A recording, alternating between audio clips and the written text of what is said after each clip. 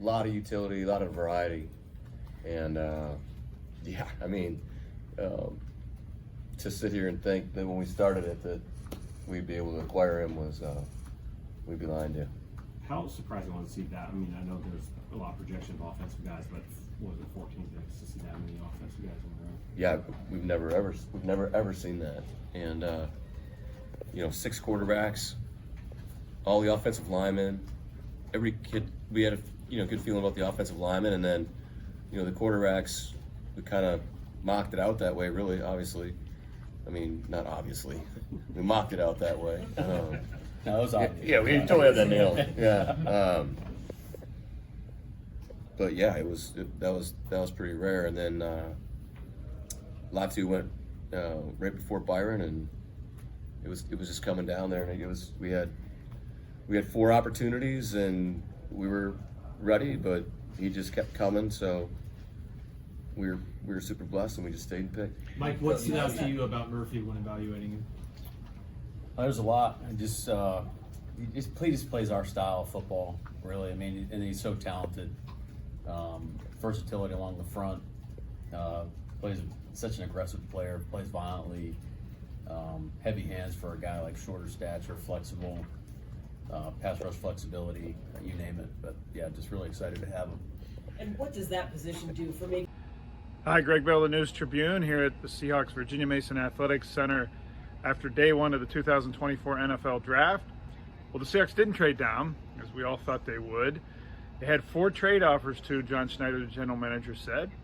He declined all of them. Why? Because an unprecedented run on offensive players, all offensive, the 14 picks in the draft, pushed all the defensive players that the Seahawks didn't think they would be available at 16 to them. And with the 16th overall pick, the Seahawks took Byron Murphy, the defensive tackle from the University of Texas. His value over, say, Dallas Turner, who was also available, the top edge rusher in the draft. I mean, heck, every single defensive player in the draft except one, Latu, who went from UCLA, who went to 1 spot ahead of Seattle with the 15th pick. So the Seahawks had the board of the entire defensive draft minus Latu. But the reason they picked Murphy over, say, Dallas Turner, the edge rusher from Alabama, stopping the run. That is job 1 for new coach Mike Macdonald. Seattle had the 31st ranked run defense last year. It's a large reason they were 30th ranked overall. It's the reason the Seahawks got absolutely steamrolled by the Seahawks on New Year's Eve to be pretty much officially eliminated from the playoffs with the next to last game of the season. And it's why Pete Carroll's no longer the coach and Macdonald is. We were asking Macdonald about how Byron Murphy fits in on this defensive line. He's 326 pounds, up around 320. Played around 300 at times at Texas. He was a nose tackle at 300. He's a former grade school into high school running back and linebacker, and he has his speed off the ball to beat offensive linemen. And we asked Macdonald, okay, how's he going to fit on the Seahawks line? Well, the Seahawks see him as a multiple defensive tackle, and Macdonald said that he could play anywhere. He could play 3 technique, he could play 5 technique out by the tackle. He could play over the center as a nose, as he did at Texas. And he said he's going to use him like Leonard Williams, the Seahawks top off-season priority, whom they re-signed for a $64 million contract. They wanted and coveted Williams to do the same thing, to move up and down the defensive line. The idea is that with Murphy and now Williams on that defensive front and Jaron Reed at the center at nose tackle, that offenses don't know where they're coming from, Macdonald said. Make them guess. The disguise was a big reason why Macdonald's defenses with the Baltimore Ravens last year was number 1 in the NFL in points allowed, number 1 in sacks, number 1 in turnovers created, the first NFL team to do that in a single season.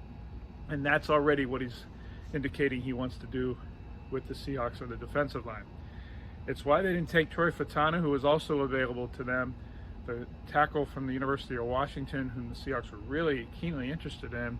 Fatano ended up going 20 to the Steelers. If the Seahawks had traded down, it would have been interesting to see how far they would have gone down and perhaps still tried to get Fatano. Turner, by the way, went a pick after the Seahawks at 17 to Minnesota.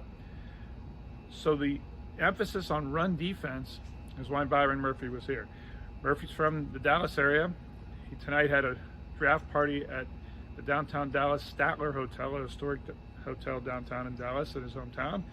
300 to 400 people were there, he said. That's the largest gathering I can remember asking a player what his draft party size was. And he said to me that his mother and father are his heroes. He said his father, Byron Sr., and his mother, Seneca, raised he and his 3 brothers and found a way to make ends meet, as he said. Put it all together to provide for them. Tonight, he said, was a hugely special moment for his parents, for him to be able to provide for his parents in the $1 million contracts. He's on track. He's going to get as the 16th pick in this draft.